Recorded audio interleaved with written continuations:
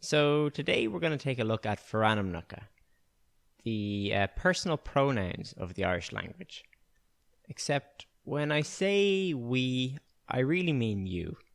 Because I was thinking about how to make a video for the Forainmneacha, and I just don't think that a video on this topic would help.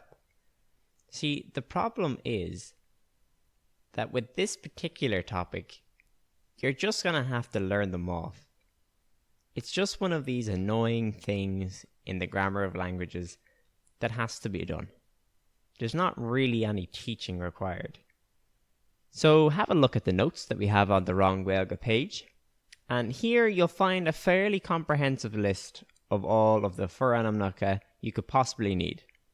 So if you need any other help with the Forainmneacha, or if you have an idea of how we can make a useful video, just send us an email and we'll get back to you.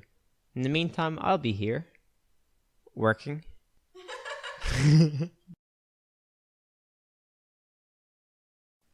I'll get Shinee for today. If you haven't already, do check out www.wronggaeilge.com for a downloadable 10-point summary, activity questions and answers on this topic and much, much more.